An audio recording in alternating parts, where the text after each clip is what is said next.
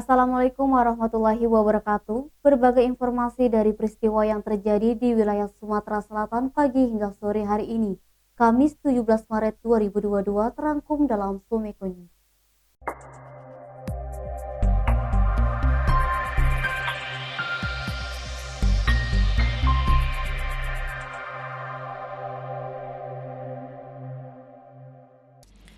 Kapolrestabes Palembang Kombes Pol Muhammad Ngajib melalui Kasat Reskrim Kompol Triwayudi mengungkapkan penangkapan badut dan anak jalanan ini berdasarkan informasi masyarakat yang resah akan menjamurnya pengemis berkedok badut jalanan.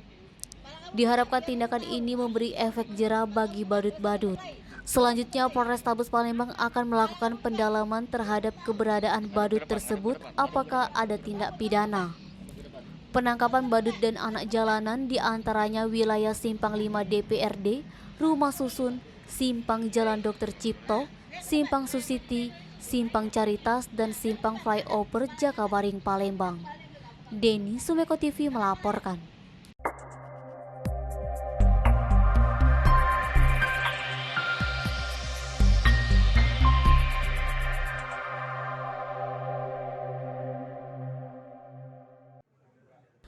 Wakil Wali Kota Palembang Fitriyanti Agustinda mengaku senang karena tidak ditemukan penimbunan minyak goreng, bahkan persediaan masih tercukupi dan aman.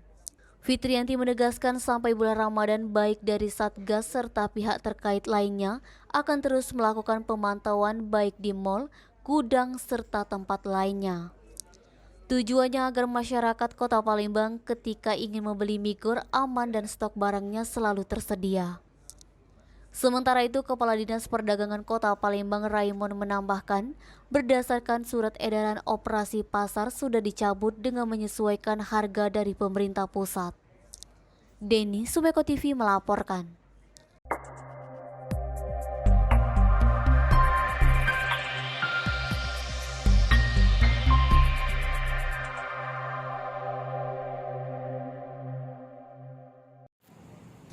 Pemberian restoratif justip tersebut setelah adanya persetujuan dari Jaksa Agung Muda Tindak Pidana Umum Kejaksaan Agung RI yang diputuskan setelah melakukan ekspos terlebih dahulu bersama Kepala Kejari Palembang.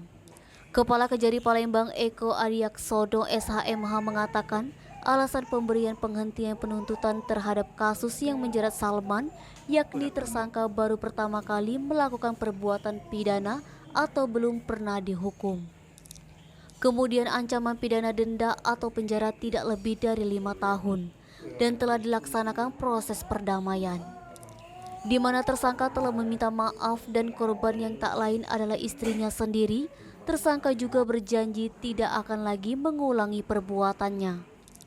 Adapun kerangka perkaranya, lanjut Eko, di mana peristiwa KDRT itu terjadi karena Salman saat itu meminta sejumlah uang sebesar 10.000 kepada istrinya untuk membeli kuota pulsa. Namun karena tidak dikasih oleh istri, tersangka emosi dan kemudian memukul istrinya. Terpisah sambil merangkul anak istrinya, Salman mengucapkan terima kasih kepada pihak Kejari Palembang atas telah diberikannya penghentian penuntutan terhadap kasus yang menjeratnya. Fadli, Sumeko TV melaporkan. Demikian Sumeko News hari ini. Jangan lupa 3M, memakai masker, menjaga jarak, dan mencuci tangan pakai sabun. Wassalamualaikum warahmatullahi wabarakatuh.